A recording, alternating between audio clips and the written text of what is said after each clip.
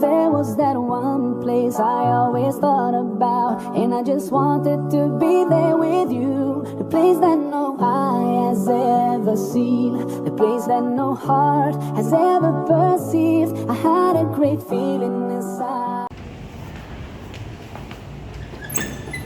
Assalamualaikum. Waalaikumsalam, silakan masuk.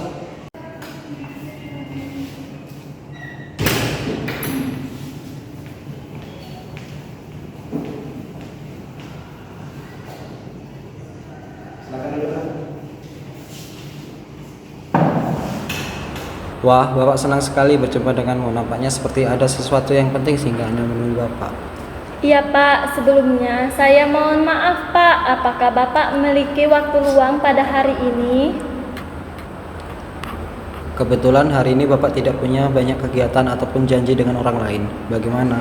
Apakah kamu ingin menyampaikan sesuatu pada Bapak sekarang? Sejujurnya saat ini saya sedang mempunyai masalah yang cukup mengganggu pikiran saya Pak. Kamu menyampaikan bahwa sedang menghadapi masalah yang cukup mengganggu pikiranmu. Jika kamu tidak keberatan, cobalah untuk menceritakan permasalahan itu pada Bapak. Sejujurnya saya bingung Pak, saya bingung harus mulai menceritakan permasalahan ini dari mana. Karena permasalahan ini sudah berlangsung selama beberapa hari. Masalah tersebut sudah berlangsung selama beberapa hari. Pasti merasa sangat tidak nyaman, bukan? Ya Pak, benar. Memang itu yang saya rasakan hingga saat ini. Bapak bisa mengerti bagaimana perasaanmu, nak. Oleh sebab itu, cobalah kamu ceritakan pada Bapak apa yang terjadi persoalannya. Jadi begini Pak, saya merasa kesulitan dalam belajar Pak. Akhir-akhir ini saya sangat sulit berkonsentrasi saat belajar. Bahkan minggu yang lalu nilai mata kuliah saya jelek Pak. Lalu bagaimana? Saya benar-benar merasa bingung Pak. Terkadang saya malu kepada teman-teman sekelas saya Pak. Jika boleh Bapak tahu, apa yang menyebabkan timbulnya perasaan seperti itu dan malu terhadap teman-temanmu? Saya malu karena keadaan saya Pak. Bahkan terkadang saya merasa kecewa dan bingung terhadap diri saya sendiri. Hari ini pun saya mendapatkan nilai yang jelek, sedangkan teman saya mendapatkan nilai yang bagus. Lalu jika kamu merasa bingung dan kecewa pada dirimu sendiri, serta malu terhadap teman-temanmu, apa yang biasanya kamu lakukan? Saya lebih banyak di kelas Pak. Saya merasa minder dengan teman-teman saya yang prestasinya sangat bagus. Terkadang saya juga sering melamun sendiri Pak. Bapak sangat memahami bagaimana perasaanmu, nak. Tetapi apakah dengan kamu menjauh dari teman-teman dan hanya terdiam di kelas menjadikan perasaanmu merasa lebih baik? Tentu saya saja tidak Pak. Saya merasa takut Pak jika saya tidak dapat menyimbangi kepintaran teman-teman saya Pak. Dan saya juga takut jika dapat mengikuti materi perkuliahan dengan baik Pak. Baiklah nak, tetapi sebelum kita lanjutkan pembicaraan ini, jika Bapak tidak salah dalam memahami permasalahanmu, tadi kamu mengatakan bahwa kamu merasa kesulitan dalam belajar.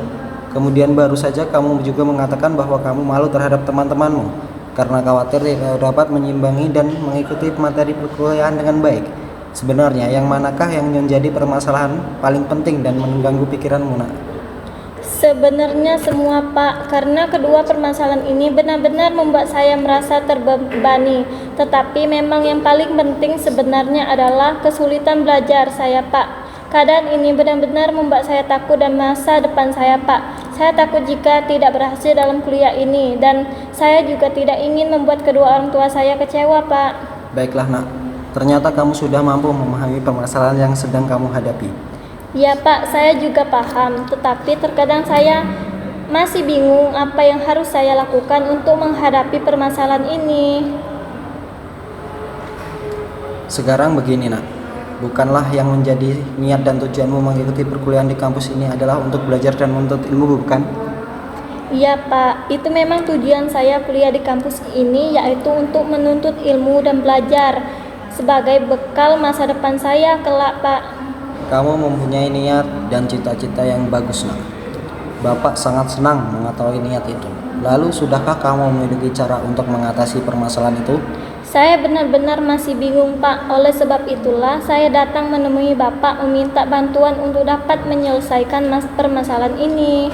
Baiklah nak, jadi begini, Bapak dapat memahami bahwa keadaan yang seperti ini bukanlah hal yang mudah untuk dijalani. Akan tetapi, sesungguhnya kamu tidak perlu merasa malu dengan keadaan saat ini. Kamu harus tetap semangat dalam memperbaiki cara belajarmu. Kenapa begitu, Pak? Coba sekarang kita pikirkan dan renungkan hal ini bersama-sama. Kamu masih beri kesempatan untuk dapat mengikuti kuliah di kampus ini. Bukankah itu hal yang sangat luar biasa? Tidak semua orang memiliki kesempatan itu. Kesempatan itu untuk menempuh pendidikan lanjutan. Banyak anaknya di luar sana ingin meneruskan pendidikan mereka di perguruan tinggi, tetapi gagal disebabkan oleh banyak faktor yang menjadi penyebabnya. Tetapi tidak demikian halnya denganmu. Kamu masih dapat kuliah dengan lancar sampai saat ini, bukan? Ya, Pak, apa yang disampaikan Bapak memang benar.